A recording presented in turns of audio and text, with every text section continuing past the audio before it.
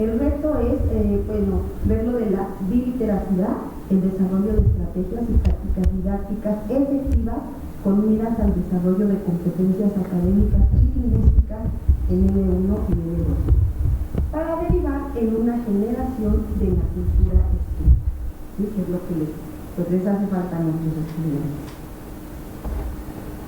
El marco teórico con el que trabajamos es Carlino, Casani, Fairclough, Ferreiro, Friedman, Giraud y Carlos Lomas 2015, Carlos Lomas 2014. ¿Sí? Carlos Lomas es lo más reciente que hay en lingüística. La hipótesis que nosotros manejamos es desarrollar un dominio y habilidad en la lengua materna le permite al individuo adquirir con mayor facilidad una lengua extranjera. La segunda hipótesis, la competencia lingüística y comunicativa del individuo en una lengua extranjera depende del nivel de competencia que el individuo tenga en una lengua materna. Y nuestra tercera hipótesis, la falta de hábitos de lectoescritura en lengua materna, en este caso trabajando con el español, en estudiantes de la escuela secundaria, afecta el desarrollo de lectoescritura en una lengua extranjera. Nuestro objetivo general es analizar los procesos de alfabetización en lengua materna y lengua extranjera en el contexto de las escuelas secundarias públicas, con el propósito de proponer la educación lingüística en lengua materna y lengua extranjera, evaluar el impacto social que tiene la didáctica actual para el desarrollo de los procesos de alfabetización en lengua materna y lengua extranjera y su relación con los altos índices de deserción escolar, bajo rendimiento académico, condiciones principales que promueven la desigualdad entre los individuos y causales de la privación de la formación de la ciudadanía. Y desarrollar una propuesta didáctica sobre la educación lingüística en lengua materna y lengua extranjera en la escuela secundaria.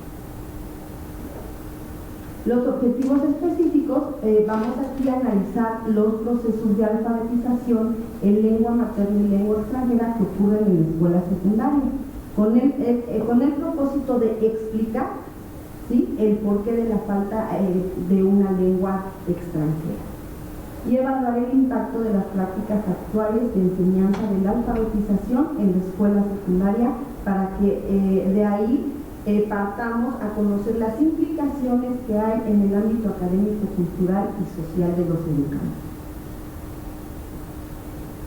La lectura como proceso de alfabetización.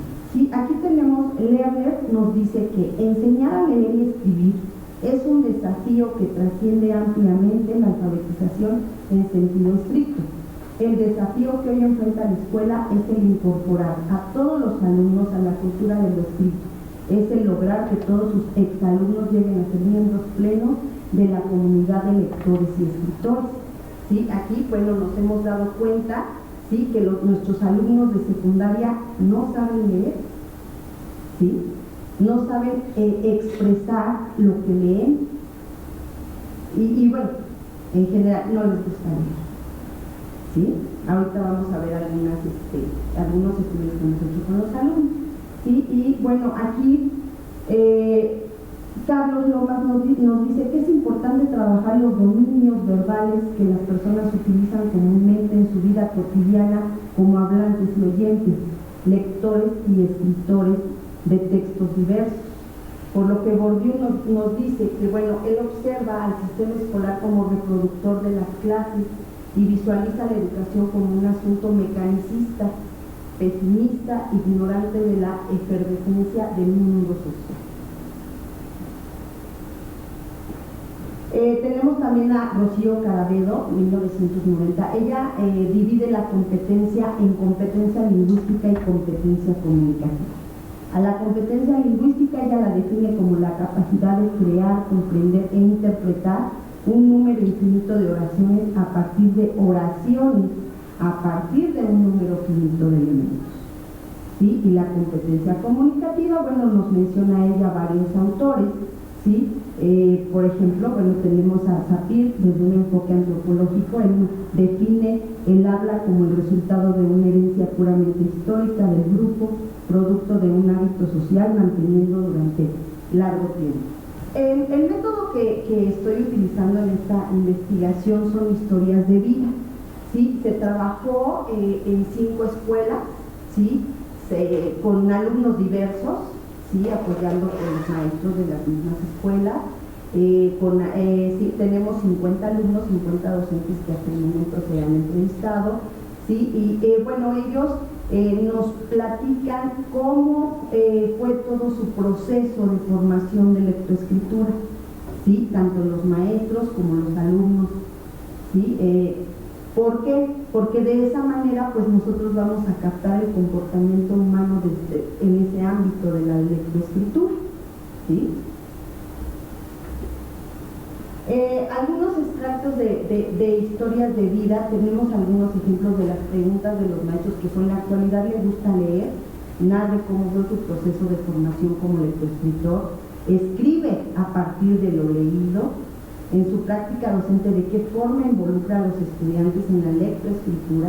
¿Qué tipo de prácticas, ¿sí? Actividades, ejercicios trabaja con los estudiantes previos a la lectura?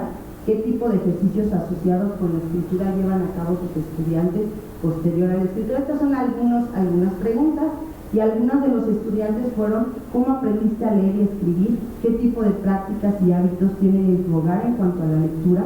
¿Con qué frecuencia lees? ¿Qué tipo de escritos elaboras en clase con tus profesores? ¿Qué te gustaría escribir como parte de tus actividades de clase? ¿Cómo te defines como lectoescritor?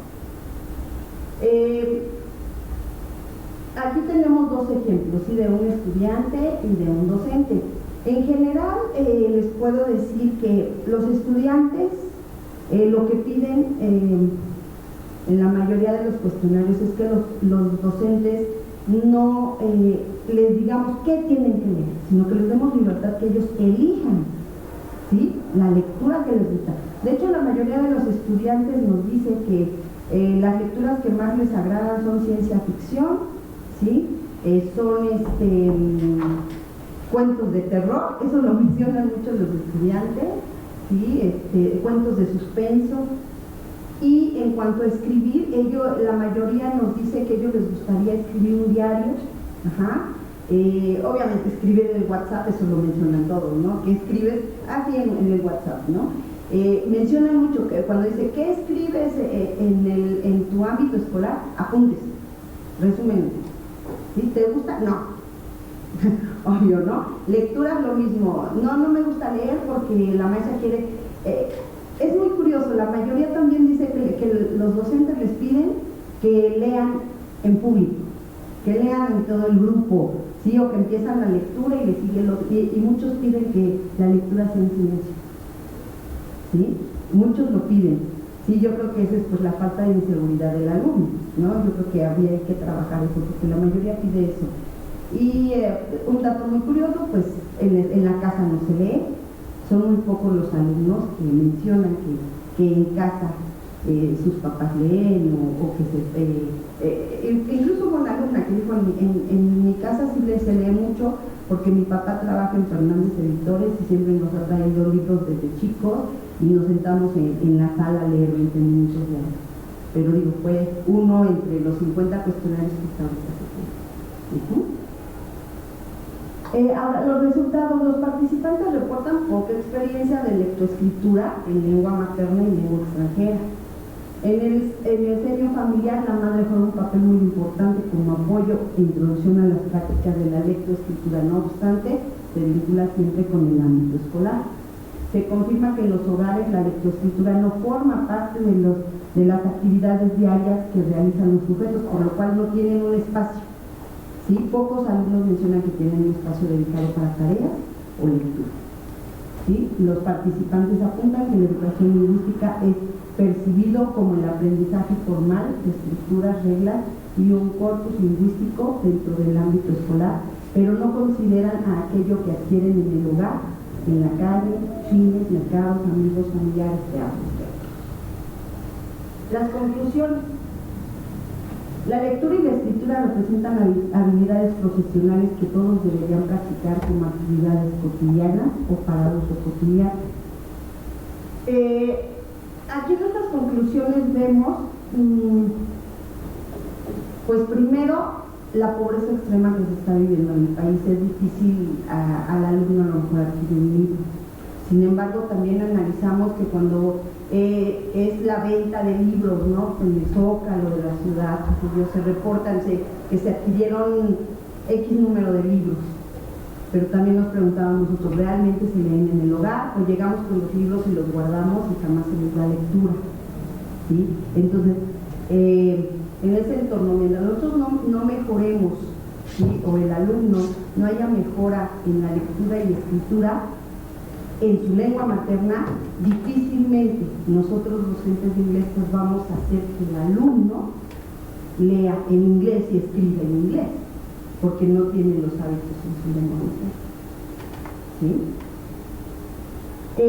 Esto es interesante. El último reporte de la UNESCO 2014 se estimó que el 75% de analfabetas que había en 1970, para el año 2013 se registró un aumento a un 85% de analfabetas, ¿sí?, tanto en países desarrollados como en las naciones de economías en desarrollo. Las instituciones educativas son las que tienen uno de los papeles más importantes para la construcción de una sociedad democrática. Permitir a los estudiantes expresarse libremente sin limitar su creatividad, no obligarlos a la repetición de discursos y a la memorización. Se deben de formar ciudadanos en una sociedad democrática más equitativa, neutral, íntegra y digna. La libertad es uno de los derechos de una sociedad en su contexto político de la educación. La escuela debe involucrarse para formar sus ciudadanos en busca de la democracia. Debe educar a hombres y mujeres que sepan y aprendan a integrarse. Y bueno, voy a cerrar con esto de Carlos Lomas, que nos dice: el aprendizaje de un cierto saber gramatical sobre la lengua no garantiza por sí solo el aprendizaje de un saber hacer cosas con las palabras.